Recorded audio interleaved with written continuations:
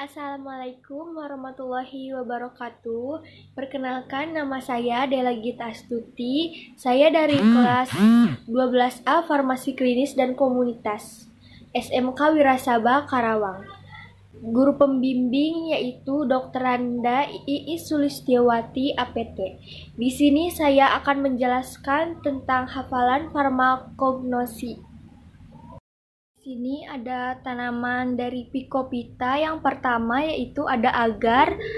Nama lainnya yaitu agar-agar Gelosa vegetabel gelatin. Nama tanaman asalnya yaitu Gelidium cartilagineum, Gracilaria confervoides atau sejenis ganggang merah.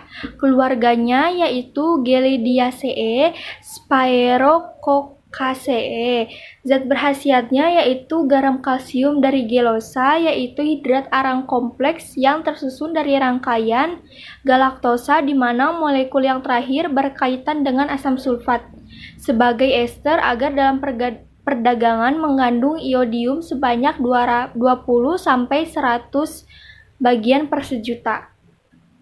Penggunaannya yaitu konstipasi karena mampu mengisap dan mengikat air sehingga dalam usus berfungsi sebagai pelumas dan penambah isi usus. Maka banyak dipakai pada pengobatan sembelit yang kronis, juga sebagai bahan penolong pada berbagai sediaan obat.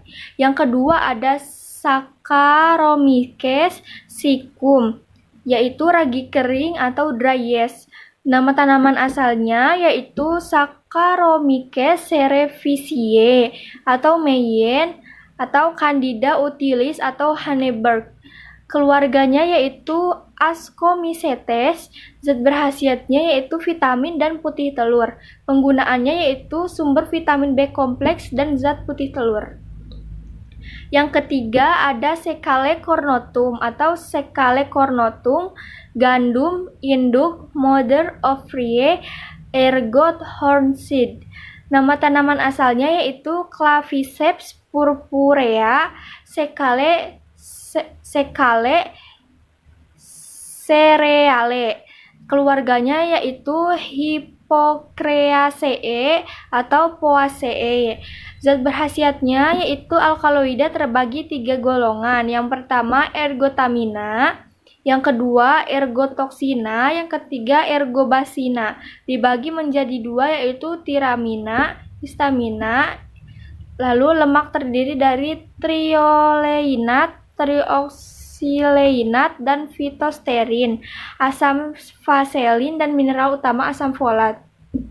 Penggunaannya yaitu semua alkaloida ini menyebabkan kontraksi otot polos, terutama otot uterus. Jika dosis lebih besar, maka menguncupkan otot saluran kemih, usus, dan pembuluh darah.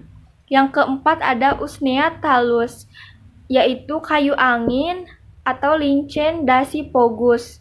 Nama tanaman asalnya yaitu Usnea misaminensis atau Vine, not Usnea daci atau Acarius atau Usnea sp. Keluarganya yaitu Usneaceae. Zat berkhasiatnya yaitu asam usnat, zat pahit, hidrat arang. Penggunaannya yaitu astringen, obat sakit perut, dan antiseptik. Lalu ada dari tanaman exudat, yaitu yang pertama ada Balsamum peruvianum atau balsam Peru. Nama tanaman asalnya yaitu Myrocilon pereirae atau royal. Keluarganya yaitu Papilionaceae. Zat berkhasiatnya 50-60% sinamein atau campuran benzil benzoat dan benzil sinamid. 20-30% damar, asam benzoat, asam sinamid, vanilia, dan peruvinol atau nerodinol. Penggunaannya yaitu obat gudik, obat luka, antihemoroida, dan antitusif. Yang kedua ada Balsamum tolutanum atau balsam tolu.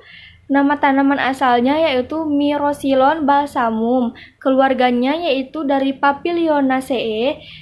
Zat berkhasiatnya campuran zat berupa damar terdiri dari asam sinamat, asam benzoat, serta ester dari kedua asam ini. Penggunaannya yaitu antitusiva dan fiksatif. Yang ketiga ada benzoinum atau benzoe, yaitu kemenyan Sumatera atau kemenyan. Nama tanaman asalnya yaitu Styrax benzoin atau Dryandor dan Styrax paralleloneurus atau Perkins. Keluarganya yaitu Styracaceae. Zat berkhasiatnya yaitu lubanol benzoat atau coniferyl benzoat. 1 sama dengan benzoresinol atau sumaresinol, vanilin, stirol, benzaldehida, bensil sinamat, fenil propil sinamat. Penggunaannya yaitu bahan pengawet atau mencegah tengik, obat batuk, tinktur untuk antiseptikum. Yang keempat ada gumi Acaciae, yaitu nama lainnya gum Arab atau Acacia, gum Acacia, gumi mimose. Nama tanaman asalnya yaitu spesies Acacia, antara lain Acacia senegal atau wild. Keluarganya yaitu Papilionaceae. Zat berkhasiatnya yaitu arabin, yaitu garam kalsium dan magnesium dari asam arabinat yang tersusun atas arabinosa, rhamnosa, galaktosa, dan asam aldobionat, enzim dari tipe oksidasi. Penggunaannya yaitu bahan penolong pada pembuatan sediaan obat, misalnya suspensi, emulsa, trokisi, basila, pil, dan tablet. Yang kelima ada opium atau opium mentah, candu, tebakum, mekonium. Nama tanaman asalnya yaitu Papaver somniferum. Keluarganya yaitu Papaveriaceae. Zat berkhasiatnya yaitu alkaloida morfina, narkotina, kodeina, tebain, papaverina, dan nafseina. Alkaloida ini terkait pada asam sulfat, asam laktat, dan asam mekonat. Penggunaannya yaitu antitussiva, sudorifica, dan narkotikum. Yang keenam ada papainum atau papaina. Nama tanaman asalnya yaitu Carica papaya. Keluarganya dari Caricaceae. Zat berkhasiatnya enzima proteolitik. Penggunaannya membantu pencernaan protein atau zat putih telur dan diberikan dalam bentuk serbuk, pil, tablet, eliksir. Yang ketujuh ada Tragacanth atau tragacan. Nama tanaman asalnya yaitu Astragalus gumifer. Keluarganya yaitu Papilionaceae. Zat berkhasiatnya zat lendir yang pada hidrolisa menghasilkan arabinosa, metilpentosa, galaktosa, dan asam gakusanat, amilum 3%, dan aloe yang mengandung kalsium, Mg, asam fosfat bagian yang tidak larut dalam air disebut basorin. Penggunaannya yaitu untuk membuat emulsa gudir, pelekat pil, dan trokisi, juga untuk pelicin alat-alat kedokteran tertentu. Lalu ada pengolahan bahan nabati. Yang pertama ada aloe, nama lainnya jadam atau aloes. Nama tanaman asalnya yaitu ada aloe perry, aloe barbadensis, aloe ferox, aloe africana, aloe spicata. Keluarganya yaitu Liliaceae. Zat berkhasiatnya damar, aloin, air, dan abu. Penggunaannya yaitu sebagai laksatipa. Yang kedua ada Campora atau camphor. Nama tanaman asalnya yaitu Cinnamomum campora. Keluarganya yaitu dari Lauraceae. Zat berkhasiatnya dari camphor. Penggunaannya carminativa, antispasmodika, antipruritik, antireumatika, dan antiiritansia. Yang ketiga ada carboadsorbens, nama lainnya carboadsorben atau arang penyerap. Penggunaannya yaitu sebagai antidota. Yang keempat ada Katesu, nama lainnya yaitu gambir. Nama tanaman asalnya Uncaria gambir. Keluarganya dari Rubiaceae. Zat berkhasiatnya 20-50% asam katekunat, 2-8% isokatekin, dan 7-33% dikatekin, quercetin, zat warna merah, kateku. Penggunaannya sebagai astringensia kuat. Yang kelima ada Galae atau Genitri, nama tanaman asalnya Quercus infectoria. Keluarganya dari Fagaceae. Zat berkhasiatnya asam penyamak 50-75%, asam galat 2-4%, damar, pati, kalsium oksalat. Penggunaannya yaitu sebagai antihemoroida atau sebagai salep, bagian dari jamu singset. Yang keenam ada Glycyrrhizae succus atau sari akar manis, Succus liquirite. Tanaman asalnya yaitu Glycyrrhiza glabra, varietas glandulifera. Keluarganya Papilionaceae. Zat berkhasiatnya yaitu glycyrrhizin sampai 15%, gula, lendir, zat putih telur, air, zat yang dapat disari 49%, dan yang tidak dapat larut dalam air 5%. Penggunaannya yaitu sebagai antitusif. Yang ketujuh ada natrii alginas atau natrium alginat. Nama tanaman asalnya Macrocystis pivera, Laminaria saccharina, Laminaria digatata, Nereocystis luetkeana. Keluarganya dari Lesoniaceae. Zat berkhasiatnya yaitu garam natrium dari asam alginat atau suatu asam poliuronat. Penggunaannya sebagai emulgator. Lalu ada Simplicia dari hewan. Yang pertama ada Adepts lanae, nama sinonimnya lemak bulu domba, anhydrous lanolin, wolfat atau lemak bulu. Nama hewannya Ovis aries, keluarganya Bovidae. Zat berkhasiatnya ester-ester lemak dengan kolesterol, oksikolesterol, gamma lanosterol, lanosterol, dihidrolanosterol, dan agnosterol. Adapun asam lemaknya adalah asam palmitat, asam miristinat, asam lanopalmitat, asam lanoserat, asam serotat, dan asam karnaubat, alkohol, setil alkohol, dan karnaubil alkohol. Penggunaannya yaitu sebagai salep, sabun, pasta, pil, dan serbuk. Yang kedua ada Adepts suillus, yaitu lemak babi atau lard. Nama hewannya yaitu dari Suscrova. Keluarganya dari Suidae. Penggunaannya sebagai bahan salep atau emplastrum. Yang ketiga ada Sera alba, yaitu malam putih, white beeswax, blessed beeswax. Nama hewannya yaitu Apis mellifera atau spesies lain. Keluarganya dari Apidae. Zat berkhasiatnya mirisin atau mirisil palmitat. Terdapat pula asam serotinat, serasin atau campuran parafin, asam mirisinat, seril alkohol. Penggunaannya sebagai bahan salep. Yang keempat ada Serraflapa, yaitu malam kuning atau yellow beeswax atau yellow wax dan beeswax.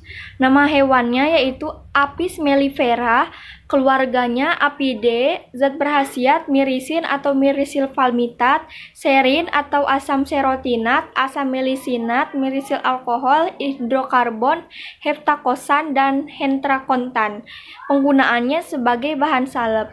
Yang kelima ada Cetaceum, nama sinonimnya Cetaceum atau spermatesi. Nama hewan asalnya adalah Physeter macrocephalus, Physeter stratodon, dan Hyperodon rostratus. Keluarganya Physeteridae. Zat berkhasiatnya setin atau setil palmitat, setil stearat, setiloleat, setil aurat, setil miristinat, dan setil alkohol. Penggunaannya sebagai bahan salep. Yang keenam ada gelatinum atau gelatina. Berkhasiat yaitu glutina tersusun atas glikokol, leusin, prolin, asam glutamat, lisin, arginin, alanin, asam asparagginat, fenilalanin, oksiprolin, dan histidin. Penggunaannya sebagai bahan kapsul, salep, dan cairan transfusi. Yang ketujuh ada meldepuratum. yaitu madu murni, hewan asalnya Apis mellifera, keluarganya Apidae. Zat berkhasiatnya sebagai gula invert, sakarosa, dextrin, abu, air, dan zat asam aromatik atau asam semut sedikit. Penggunaannya sebagai sumber hidrat arang yang mudah dicerna, reduksi dalam sediaan-sediaan fero.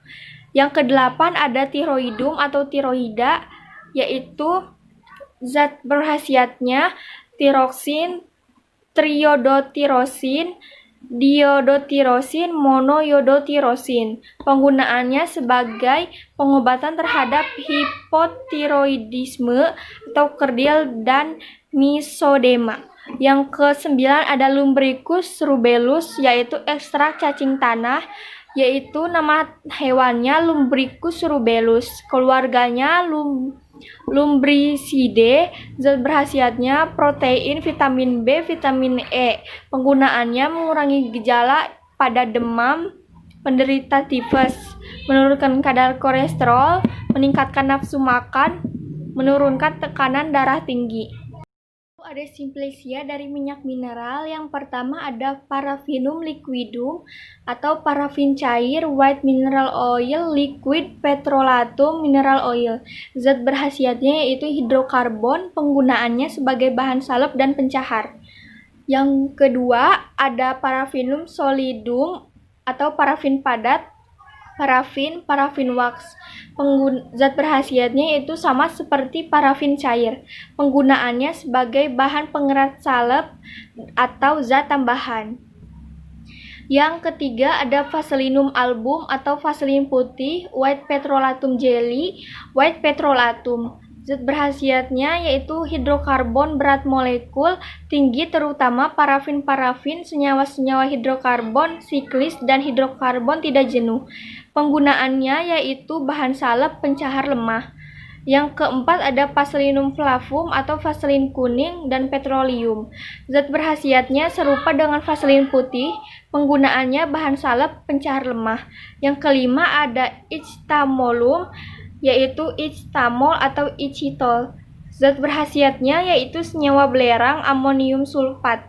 Penggunaannya yaitu antiseptika lemah atau obat batuk. Lalu ada cara penilaian Simplicia, yaitu yang pertama ada secara organoleptis, adalah pemeriksaan dengan panca indera, meliputi pemeriksaan terhadap bentuk, bau, rasa pada lidah dan tangan, kadang-kadang pengamatan dengan pendengaran. Dalam hal ini diperhatikan bentuk, ukuran, warna bagian luar dan dalam, retakan-retakan atau gambaran-gambaran, dan susunan bahan atau bergumpal atau berserat.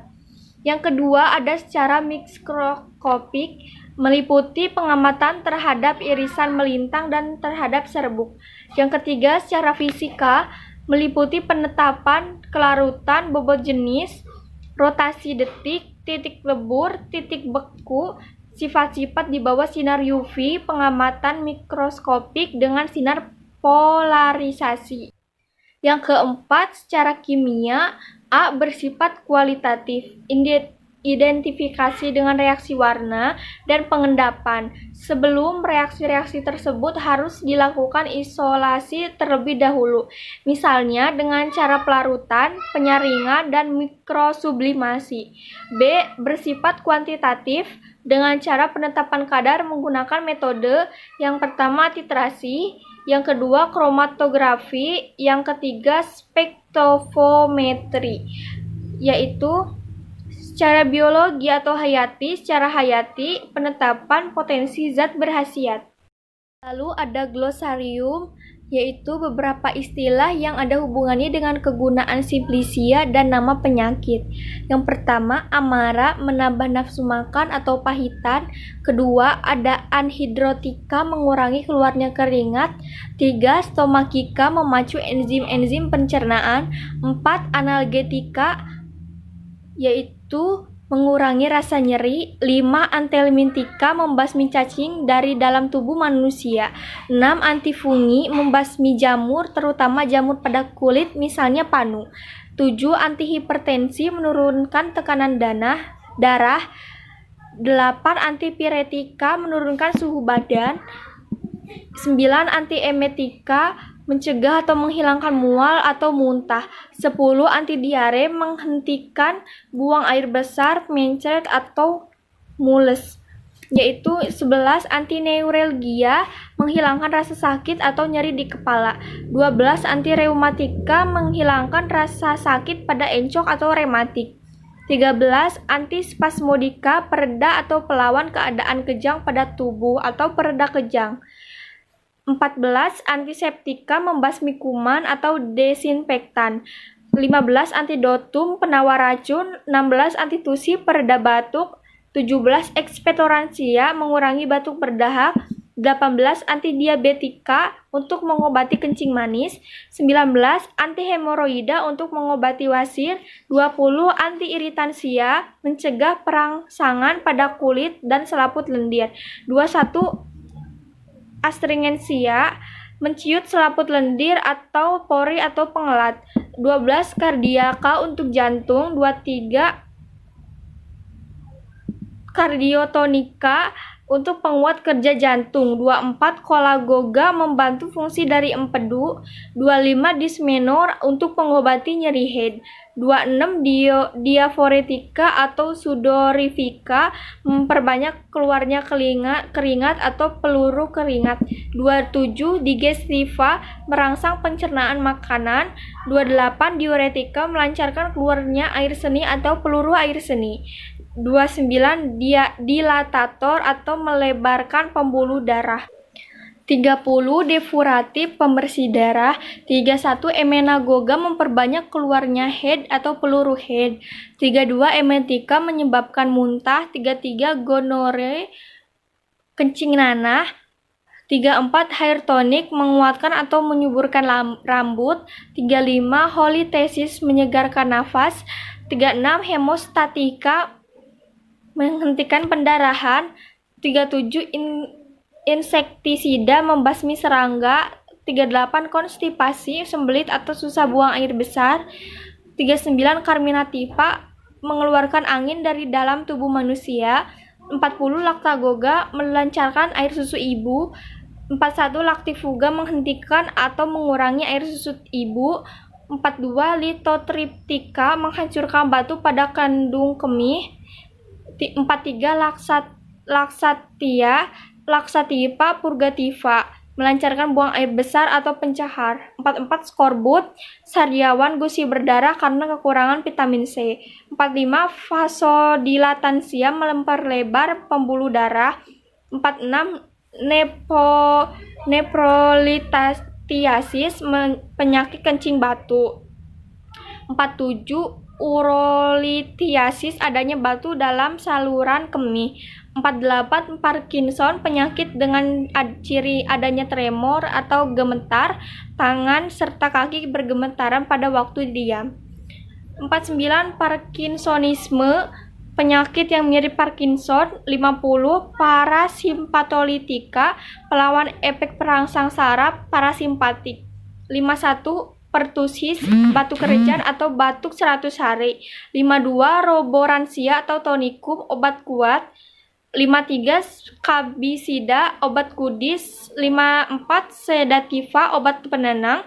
55. Hipotiroidisme, kekurangan aktivitas dari kelenjar gondok. 56. Trichomoniasis, penyakit kulit yang disebabkan oleh jamur yang hidup di atas kulit atau dermatoph. Jamurnya adalah Trichophyton. 57. Aphrodisiaca, obat penguat syahwat. 58. Neuropsykiatrik atau gangguan saraf atau kejiwaan. 59. Emoliensia, menghaluskan atau melembutkan atau melemaskan jaringan kulit. Sekian video dari saya. Mohon maaf bila ada kesalahan dan kekurangan kata. Wassalamualaikum warahmatullahi wabarakatuh.